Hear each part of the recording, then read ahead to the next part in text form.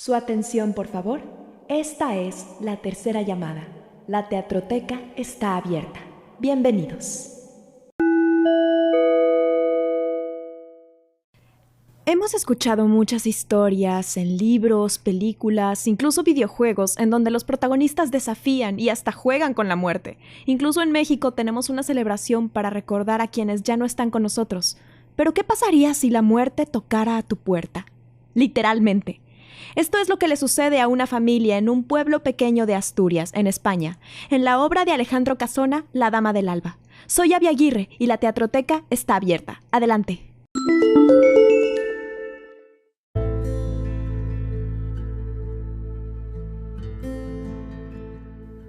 La obra se desarrolla en la sala de la casa donde vive una familia conformada por la madre, el abuelo, Dorina, Andrés y Falín, los hijos menores, Martín, el esposo de la hija mayor ya fallecida, y Telva, la empleada doméstica. Han pasado 4 años desde aquella fatídica noche en la que Angélica, la hija mayor de la familia, se ahogó en el río, sin que nadie lograra nunca dar con su cuerpo. 4 años, y la madre todavía lo lamenta, y hace lo posible porque ninguno de sus hijos se vuelva a acercar al río donde se ahogó su hermana, ni siquiera para ir a la escuela. Lo que le molesta al abuelo y a Telva, que distrae a los niños de hablar de esos temas preguntándoles si quieren preparar una torta de maíz o, como le decimos en mi tierra, un pan de elote. Mientras tanto, el abuelo le llama la atención a la madre por hablar de la muerte de su hermana en frente de los niños, pero ella insiste que no quiere que olviden a su hermana, aunque eso signifique negarles la oportunidad de que vivan una infancia normal, corriendo, jugando, yendo a la escuela. Aquí se nota cómo la madre ama a todos sus hijos por igual. Entra Kiko, el encargado del molino, a avisarles que ya está ensillada la yegua de Martín, que subirá a la braña para apartar los novillos para la feria.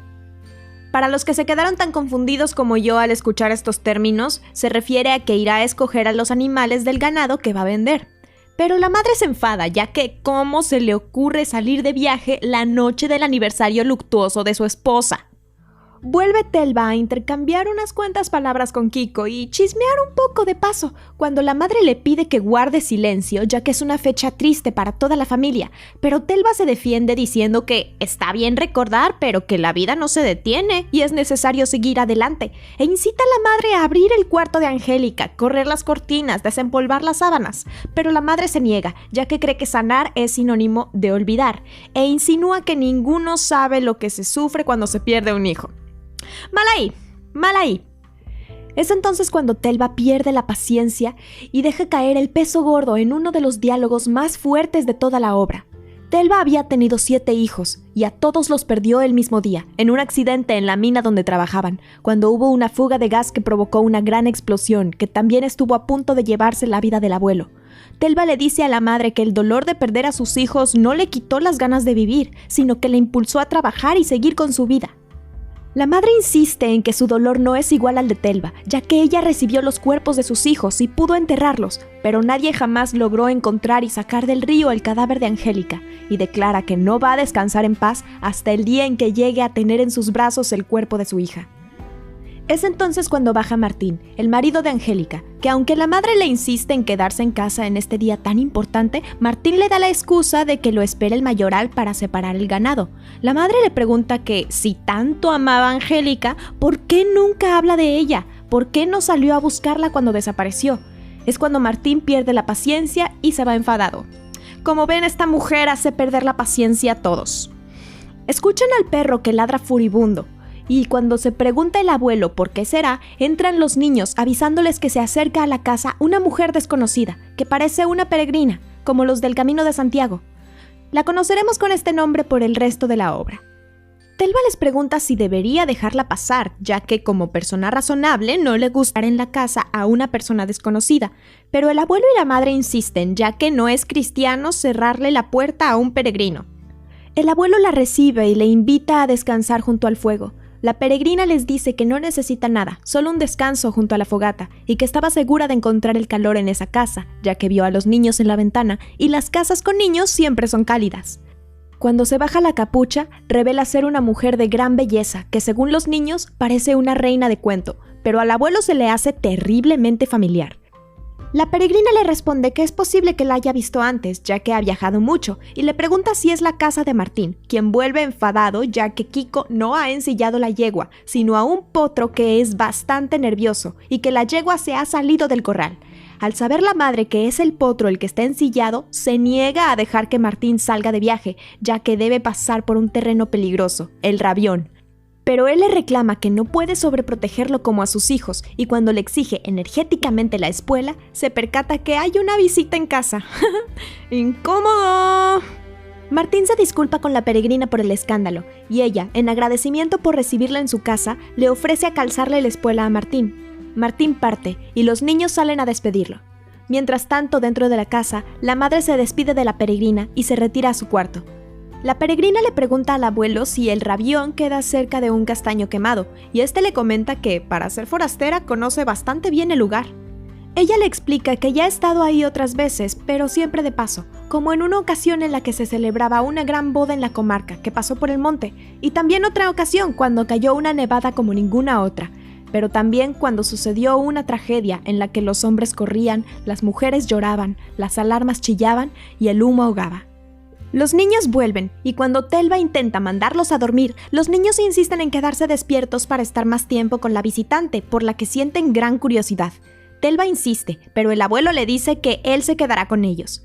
Como ve que el fuego se está apagando, sale por leña y deja a los niños solos con la peregrina. Creo que queda más que claro que esto no pasaría hoy en día. Los niños le preguntan si se sabe algún cuento, ya que el abuelo no sabe contar ninguno, y que la que se los contaba era su hermana mayor, que se marchó por el río, y desde entonces no los dejan jugar ni hablar fuerte. La peregrina accede a jugar con ellos, hasta que termina en el suelo. Estaba a punto de decir muerta de la risa, pero mal chiste, ya verán por qué. La peregrina resulta tan cansada y con el corazón tan acelerado como nunca había sucedido que se queda irremediablemente dormida, pidiéndoles a los niños que la despierten a las 9 en punto. Cuando Telva vuelve a mandarlos a la cama, ellos le responden que deben despertarla a la hora estipulada, pero el abuelo insiste en que él lo hará para que los niños se vayan a dormir. Dan las 9 y el abuelo no la despierta. Pero le dice a Telva que se le hace demasiado familiar, y al recordar los eventos en los que la mujer aseguró haber pasado por el pueblo, recuerda unos detalles importantes. El día de la boda, a un cazador se le había disparado por accidente la escopeta en el monte, donde la peregrina dijo haber estado, y cuando cayó la nevada, un pastor se perdió al cruzar la cañada. Cuando los hombres corrían, las mujeres lloraban, las alarmas chillaban y el humo ahogaba, fue el día en que explotó la mina y Telva perdió a sus 7 hijos. Es entonces cuando el abuelo reconoce a la peregrina. Es la misma de la que se escapó el día de la explosión, la muerte. El abuelo manda a Telva a cuidar a los niños, mientras él se enfrenta a la mujer, cuya identidad ahora conoce. Ella se enoja por no haber sido despertada a tiempo, ya que se le ha hecho tarde para cumplir con su deber. Había venido por Martín, pero los niños la habían agotado y la habían hecho soñar que estaba viva. En este punto se desarrolla una de las escenas más importantes de la obra, pues la peregrina busca convencer al abuelo de que ella no es tan mala como la quieren hacer ver. Es buena amiga de los pobres y de los hombres buenos. Solo es cruel con los hombres que la empujan los unos contra los otros, pero no cuando la dejan llegar a su propio ritmo. Los niños juegan con ella sin saberlo. Los poetas le cantan como a una novia. La peregrina le pide que la despida sin odio, pero el abuelo no se deja convencer e insiste en insultarla, ya que tiene miedo de lo que le sucede al morir, y la vida es lo mejor que conoce. Ella insiste en que la vida no puede existir sin la muerte, y le revela al abuelo su gran deseo secreto: vivir. El abuelo finalmente se apiada de ella, de su situación, y le da una palabra amable. Pero cuando la peregrina está por marcharse, Martín llega con una joven en los brazos, una joven a la que salvó de ahogarse. La madre y Telva bajan, pensando que es Angélica, pero la primera se decepciona al ver que no es su hija, aunque insiste en ayudarla a volver en sí, ya que no pudo hacerlo con ella. El abuelo le pregunta a Martín si está bien. Recordemos que la peregrina venía por él en primer lugar, y Martín le responde que un rayo deslumbró a su caballo y lo asustó, haciéndolo caer, pero esto le permitió llegar a salvar a la muchacha. La joven despierta, y primero se molesta con Martín por salvarla, ya que se estaba suicidando. El abuelo le pregunta sus motivos y ella le explica que, porque está sola. La muchacha vuelve a perder el conocimiento y Martín insiste en que no pueden dejarla así, pero solo hay un sitio donde recostarla, el cuarto de Angélica. La madre acepta a regañadientes y suben todos. Solo el abuelo se queda con la peregrina, que está pensativa, ya que solo había venido por Martín, pero no por la joven, aunque está escrito que debe llevarse a una muchacha de la casa al río en 7 meses. El abuelo le ruega que le perdone la vida, pero ella le responde que ella no manda, solo obedece, y por lo tanto debe volver en 7 meses. Se despide a secas, pero con la promesa de que volverá. Pasa el tiempo, y Adela, la muchacha a la que Martín salvó en el río, ahora vive con la familia. Los niños están fascinados con ella, pues como está trabajando en un tejido que Angélica dejó empezado, les cuenta cuentos y les canta las canciones que ella les cantaba, les recuerda a su hermana perdida. Ese día es la fiesta de la noche de San Juan, por lo que la madre le ha dado a Adela uno de los vestidos de Angélica. El abuelo le advierte que debe ser ella misma, sin tratar de parecerse a nadie más. Desde que Adela ha llegado a la casa, la vida es otra. Los niños ríen, juegan, van a la escuela y la madre ha dejado de llorar. Telva le agradece a la joven la luz que ha traído a la familia y Adela le responde que ellos le han dado a ella la alegría que creía que no iba a tener jamás. Pero siente que le falta algo para ser plenamente feliz. Y es que, aunque todos en la casa la quieren, Martín no le hace caso ni le habla. Telva le pregunta qué siente por él y Adela le responde que se siente en deuda con él, ya que fue Martín quien la sacó del río. Pero Telva sospecha que Adela está enamorada de Martín, pero ella le responde que puede ocupar todos los sitios de Angélica, excepto el que ocupaba al lado de Martín. Hablando del rey de Roma, llega Martín con la muñeca dislocada y Adela se acerca a curársela. Cuando nota que se ha puesto uno de los vestidos de Angélica, le recrimina áspero el que se ponga vestidos de otra en lugar de encargarse los suyos propios antes de irse, apenas agradeciéndole. No, pues... Llega la madre de uno de sus paseos y admira a Adela por un momento. Llama a Kiko para que se encargue de unos asuntos del molino y se va a preparar para la fiesta de esa noche. En confidencia, Kiko le dice a Telva que en el pueblo hay rumores sobre Adela, ya que vive en una casa que no es la suya con un hombre que no es su marido. Kiko le dice que escuchó en la taberna a la gente hablar mal de Adela por ocupar el puesto de Angélica cuando llegó Martín y... los obligó a retractarse de sus palabras. Entonces Telva se da cuenta del por qué Martín traía lastimada la muñeca. Telva lo manda a seguir con su trabajo mientras ella se queda rezongando y refunfuñando. El abuelo llega y le pide a Telva que llame a Adela. Telva le comenta que le han estado rondando pensamientos tristes por la cabeza, por lo que el abuelo se espanta, pero Adela lo tranquiliza diciendo que no es nada.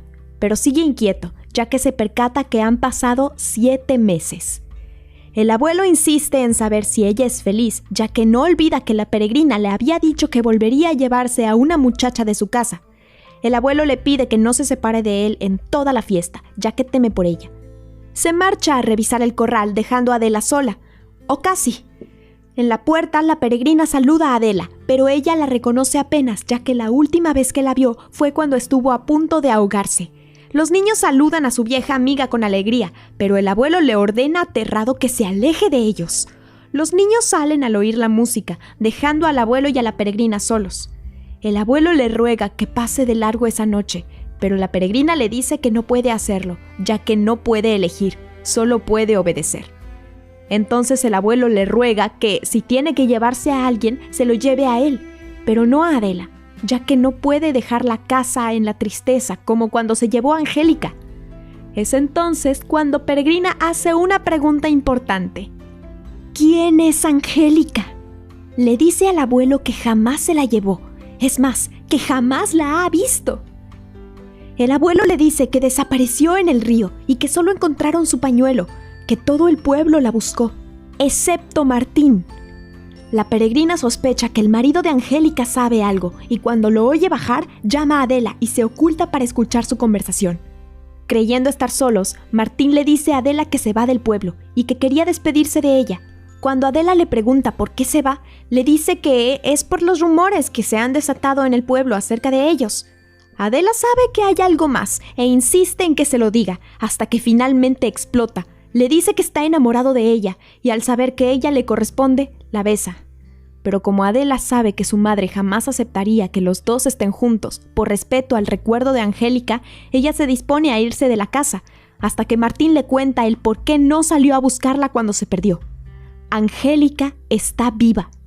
Esa noche, Martín había descubierto que le había sido infiel y se había escapado con otro hombre, pero dijo que estaba muerta para no manchar el honor de Angélica.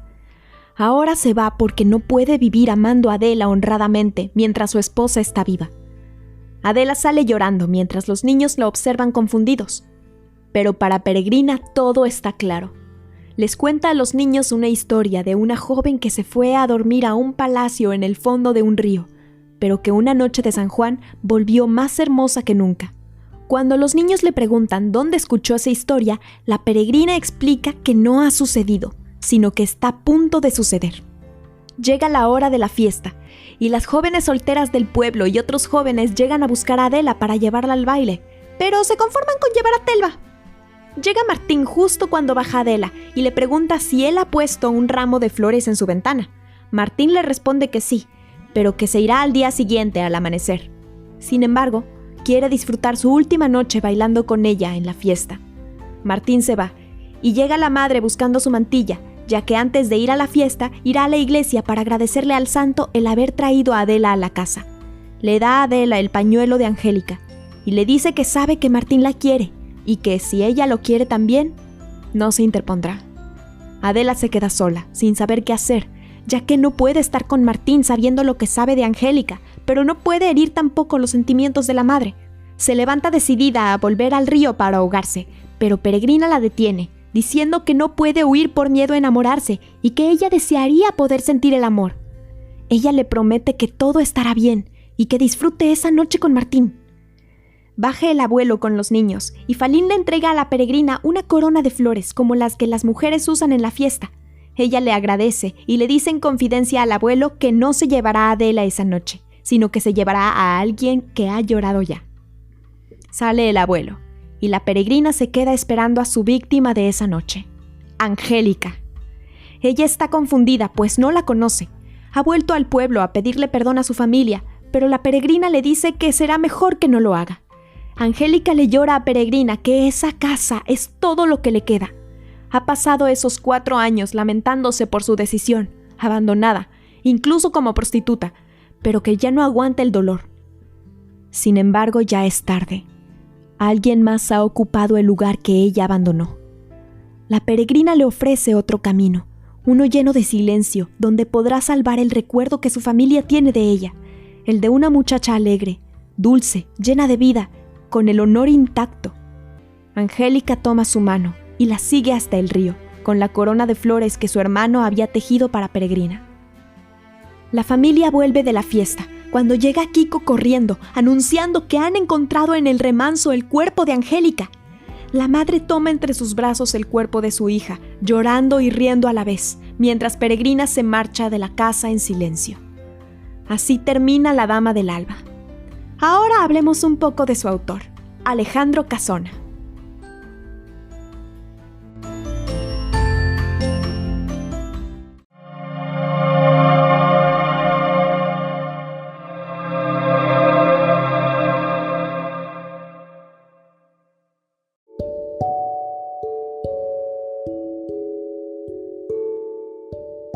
Alejandro Casona nació bajo el nombre de Alejandro Rodríguez Álvarez el 23 de marzo de 1903 en Vesullo, Asturias, en España. Entonces, si se llamaba Rodríguez Álvarez, ¿de dónde le viene el nombre de Casona? Bueno, sus padres eran maestros y tenían la escuela y la casa en una vieja casona, y ahí fue donde adoptó el nombre artístico más tarde. Al igual que sus padres, él también fue maestro. Durante su vida se dedicó a trabajar por cambiar el sistema educativo de su país y por eso surgió el Patronato de las Misiones Pedagógicas, en donde colaboró con el Teatro Popular Ambulante. Sin embargo, tuvo que abandonar el proyecto en 1936 para exiliarse en Latinoamérica con su familia a causa del estallido de la Guerra Civil Española. Estrenó gran parte de sus obras en América Latina, entre ellas La Dama del Alba, que la estrenó en Buenos Aires, Argentina, en 1944. Regresó a España hasta 1962, en donde falleció en 1965. Cabe destacar que en sus obras siempre existe un personaje recurrente que yo le llamo el personaje reemplazante, porque siempre está un personaje que con su desaparición desestabiliza la situación de los otros personajes, y siempre viene el otro personaje que lo viene a reemplazar y brindar esa estabilidad que le faltaba al resto de los personajes. Sucede sobre todo en las obras que escribió mientras estaba fuera de España. Por ejemplo, en Los árboles mueren de pie, Mauricio viene a reemplazar al otro en la casa y en el corazón de su abuela. También en Prohibido suicidarse en primavera, cuando un padre pierde a su hija, Alicia viene a reemplazarla. En el caso de La Dama del Alba, tiene mucho más peso este personaje reemplazante, que es Adela, que viene a tomar el lugar de Angélica en la casa. El por qué Casona pone este personaje recurrentemente, este personaje reemplazante, no lo sabemos a ciencia cierta, pero podemos deducirlo que, como se encontraba fuera de España, se encontraba en Latinoamérica, puede ser que el personaje reemplazante pudiera de alguna forma simbolizar o personificar el lugar que Latinoamérica tiene en su corazón, que tal vez no esté reemplazando a España, porque después de todo vuelve a su madre patria, muere en su madre patria, pero tal vez simbolice esta estabilidad que Latinoamérica le ofreció durante su tiempo de exilio. Es una deducción, es una teoría, no está comprobado al 100%. Cada quien puede tener su propia teoría del por qué tiene este personaje reemplazante, pero esta es la mía. El estilo de Casona se caracteriza sobre todo por la interacción de la fantasía con la realidad. Evoca leyendas y tradiciones propias de los pueblos españoles, que fue donde se educó, y también, por si no lo había notado, le encanta usar símbolos. Emplea muchas palabras que están cargadas de simbolismo, como vida, muerte, amor y Dios. Abundan en su obra las historias donde comienzan en un ambiente fantasioso y real, soñador, y terminan con un mensaje optimista, haciendo que los personajes vuelvan a la realidad. Como ejemplo está La Dama del Alba, que la trama gira en torno a la realidad y la fantasía poética. En sus primeras obras manifestaba inconformidad y temas políticos y sociales, como nuestra Natacha, pero a partir de su exilio se aleja de todo tema político, se aleja de la crítica. También Casona se caracteriza por poner especial atención a los personajes. Cada uno tiene su historia, no hay ningún personaje plano. Podría dejar que Telva sea la empleada doméstica y nada más, pero le da un trasfondo muy profundo, muy doloroso, que hace que la audiencia se enamore completamente de ella. Y también a los niños, cada uno tiene su personalidad y cada uno tiene su lugar dentro del grupo. Dorina, que es la voz de la razón, Andrés, que es el desastroso, y Falín, que sigue al resto de sus hermanos, pero es el dulce de miel del grupo. Aunque no han vivido todavía, no pueden tener un trasfondo muy profundo, pero les da una personalidad propia y permiten a la audiencia enamorarse de cada uno de sus personajes, no solamente de uno. Y hablando de los personajes, pues no podemos no hablar del personaje protagonista, que es la Peregrina. Como les comentaba hace rato, la Peregrina es una personificación de la muerte. Sin embargo, no es la muerte que estamos acostumbrados a ver, ya sea en libros o en películas. Es una muerte muy, muy humanizada, que tiene una personalidad que, vaya, enamora incluso. Casona suele hacer esto, toma personajes del folclore que suelen ser repulsivos o que suelen ser odiosos y los humaniza. Sucede en Otra vez al diablo con el diablo, en La Barca sin pescador con el diablo y en La Dama del Alba sucede con la Peregrina. Está lejos de la imagen odiosa, cruel y perversa con la que se la representa convencionalmente y la exhibe como una mujer bella, bondadosa y que no es dueña de su propio destino. La presenta como un personaje muy, muy profundo. Tanto es así que la acción sucede tanto fuera de ella como dentro de ella. ¿Y cómo le hace el autor para que la acción suceda dentro de un personaje? Bueno, anteriormente les había dicho que el autor era experto en símbolos. Y el autor se vale de ellos para mostrar esta bipolaridad de la personalidad de este personaje. Puede llegar a ser muy dura, muy severa con algunos personajes como el abuelo y Angélica, pero también se puede notar la compasión que tiene hacia otros, especialmente los niños. Esta dualidad la podemos ver a veces en un mismo símbolo. Por ejemplo, la primera vez que la vemos, la primera vez que dice algo, dice Dios guarda esta casa. Esta frase presenta una dualidad, ya que Peregrina por un lado está bendiciendo a los habitantes del hogar, pero por otra dice que una futura desgracia está a punto de suceder, ya que requieren la intervención de una divinidad. Este tipo de contraste se presenta en la obra en las escenas en las que la protagonista interviene, sobre todo en 3. El juego con los niños, la primera conversación que tiene a solas con el abuelo y la conversación que tiene con Angélica. A lo largo de la obra, en especial en la primera conversación que tiene el abuelo a solas con la peregrina, se representa simbólicamente el miedo que la humanidad tiene de la muerte, encarnado en ideas prejuiciosas. En esta conversación, el autor hace una crítica de la ignorancia a la que está sometida la población que habita en su entorno acerca de la muerte. El abuelo en esta escena reclama duramente, enfatizando el lado perverso que ha percibido de ella por años, como diálogos como no puedes negar tus instintos, eres traidora y cruel, tienes dulce la voz y es peligroso escucharte. A través del abuelo, el autor enfatiza el lado perverso de la muerte, llamándola traidora, cruel, peligrosa, y también enfatiza lo perjudicial y dañina que la muerte puede ser para el hombre, sobre todo cuando éste ha recibido una educación sencilla, como cuando el abuelo admite: yo no he leído libros, solo sé de ti lo que saben el perro y el caballo. Por el otro lado tenemos a los niños, que representan la frescura, la ingenuidad, la confianza, la esperanza, y se relacionan muy paradójicamente con la peregrina de forma muy armoniosa, ya que ella representa el final de la vida y ellos el inicio de ella. Es con los niños con los que la muerte se permite romper a carcajadas, se permite reír e incluso se permite dormir, transmitiendo así un poderoso significado. La muerte es vencida por la vida. Esto lo confirma Peregrina cuando dice frente al abuelo: me contagiaron su vida un momento y hasta me hicieron soñar que tenía un corazón caliente. Solo un niño podría realizar tal milagro. La Dama del Alba y en general el teatro de Casona ofrece una riqueza simbólica que no se ve mucho en el teatro de hoy en día, y también ofrece una riqueza en los personajes que hace que los actores disfrutemos mucho interpretándolos, porque en el teatro de Casona no existe personaje pequeño, cada uno tiene su trasfondo e incluso algunos personajes pueden llegar a ser más profundos de lo que imaginamos. Me pasaría horas hablando del teatro de Casona y hablando de La Dama del Alba, ya que es una de mis obras de teatro favoritas, pero créanme, nadie quiere escucharme hablar de teatro por más de media hora. Así que eso es todo por el día de hoy. No olviden seguirnos en la página de Facebook y también en Instagram, estamos como Teatroteca Podcast. Yo soy Abby Aguirre y la Teatroteca está cerrada. Hasta la próxima.